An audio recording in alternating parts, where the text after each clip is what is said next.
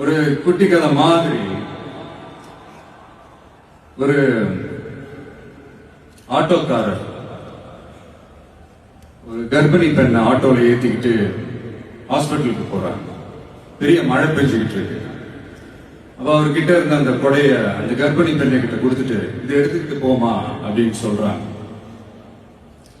அப்ப அந்த பொண்ணு சொல்றாங்க,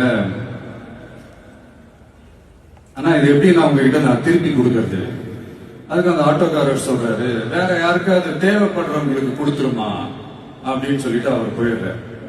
அந்த கர்ப்பிணி பெண் அந்த கொடையை எடுத்துக்கிட்டு ஹாஸ்பிட்டல் வாசலுக்குள்ள போகும்போது அந்த வாசல்ல ஒரு பெரியவர் மழைக்கு பயந்துகிட்டு அப்படியே கை கட்டிக்கிட்டு நின்றுட்டு இருக்கிறாரு.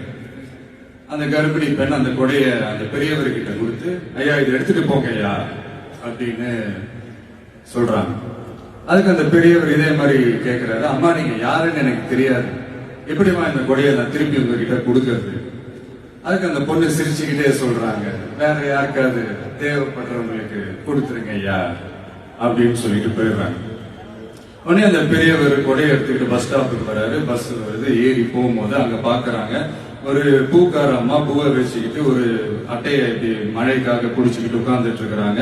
பெரியவர் போய் அந்த கொடையை அந்த பூக்கார அம்மா கிட்ட கொடுத்துட்டு அவர் பஸ் ஏறி போயிடுறாரு. பூக்காரம்மா அந்த கொடையை எடுத்துக்கிட்டு வீட்டுக்கிட்ட வரும்போது அங்க ஒரு ஸ்கூல் படிக்கிற பொண்ணு பேக் எல்லாம் மாட்டிக்கிட்டு மழையில ஓடி வர்றாங்க.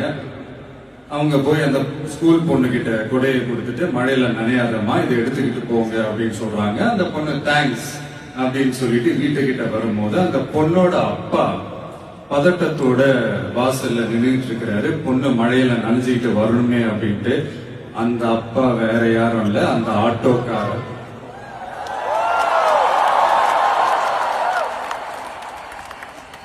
அந்த குடை அவர் கொடுத்த குடை.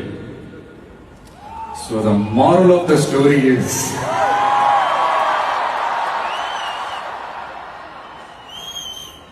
முடிஞ்ச வரைக்கும் எல்லாருக்கும் சின்ன சின்னதா ஒரு நல்லது, சின்ன சின்னதா ஒரு ஹெல்ப், அது செஞ்சு இருந்து பாருங்க. லைஃப் ஒரு மாதிரி ஜாலியா இன்ட்ரெஸ்டிங்கா இருக்கும்.